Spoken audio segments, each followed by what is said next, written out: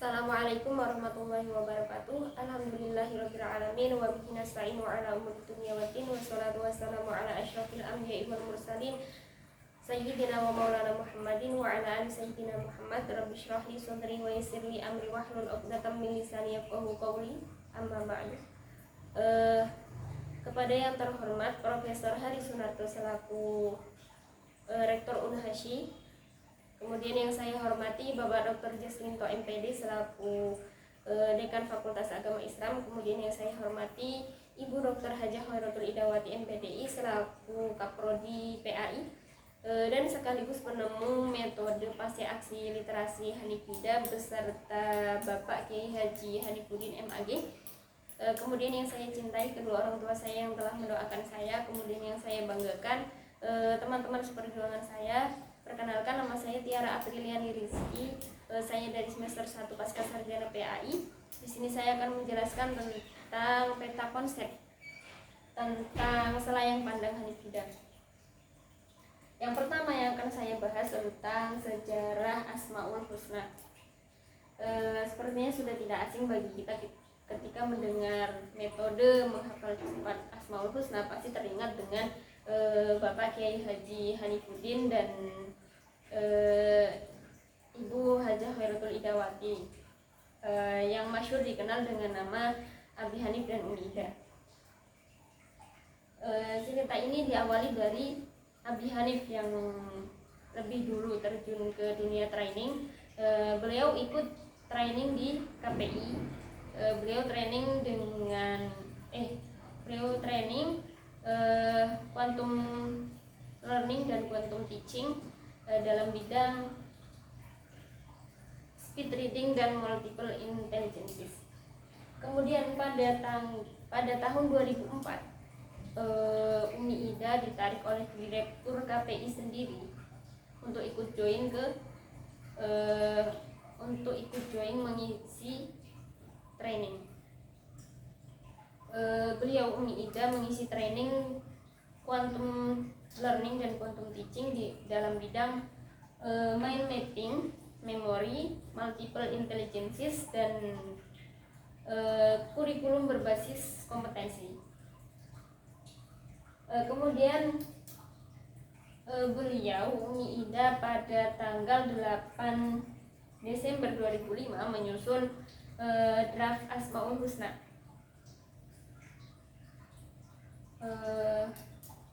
Beliau menuliskan ini dalam waktu 17 jam.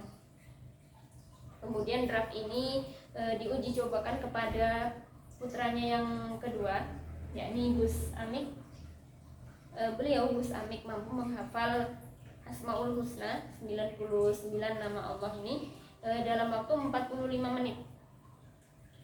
Kemudian beliau Umi Ida juga menguji cobakannya kembali pada putranya yang pertama, yakni pada saat dalam perjalanan akan mengisi training di Unikarta.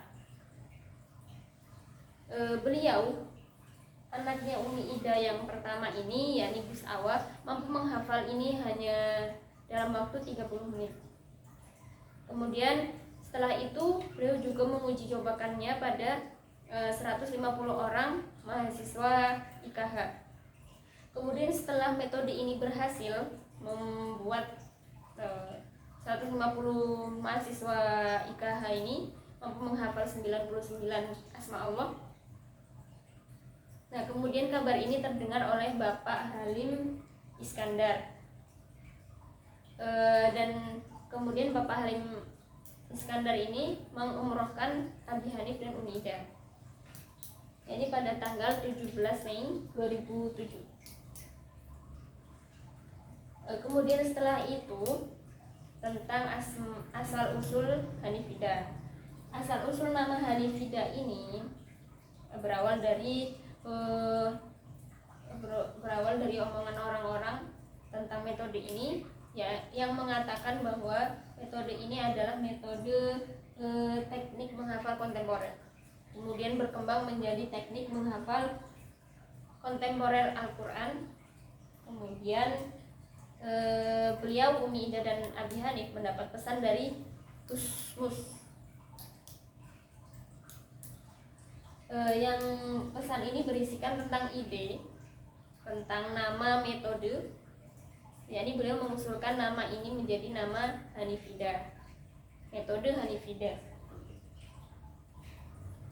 Kemudian ide ini disoankan ke Kiai Haji Musta'in Syafi'i dan mendapat respon baik dari Kiai Haji Musta'in Syafi'i. Kemudian selanjutnya tentang training. Awalnya Abi Hanif dan Ida menyebut training ini dengan nama La Roiba Training Center. Kemudian setelah ada usulan dari Gusmus itu, kemudian berkembang menjadi La Roiba Hanifidah Training Center.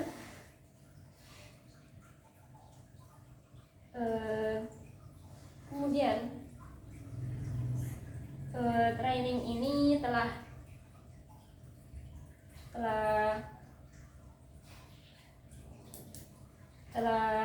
mengisi di berbagai penjuru Indonesia. Selain itu juga sudah menembus ke daerah Asia dan Eropa. Kemudian tentang trainingnya ini berkembang. Ini bertambah setelah metode menghafal cepat Asmaul Husna. Ini juga ada training bedah otak. Kemudian juga ada training team building. Kemudian ada teknik menghafal, amsilati dan alfiyah.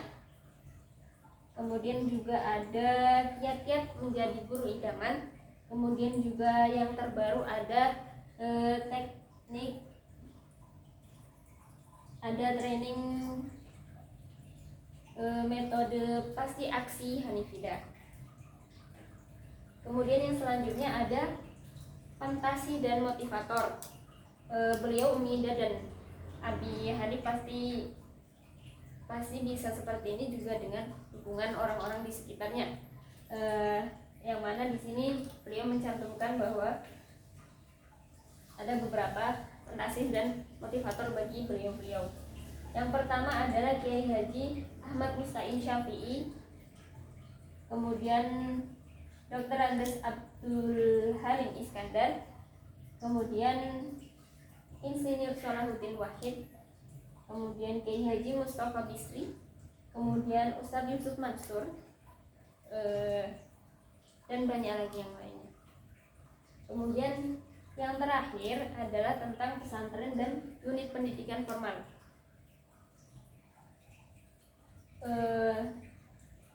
Yang pertama kali dibangun di sini adalah Istana Pendidikan Pesantren Superkem La Roiba Hanifidah yang berisi 300 santri dari penjuru Indonesia, dan ada juga santri dari Thailand.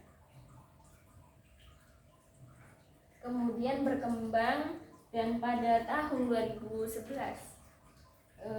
berhasil dibangun MTS dan MA Al-Quran, yang mana dalam MTS dan MA ini meliputi 6 mapel.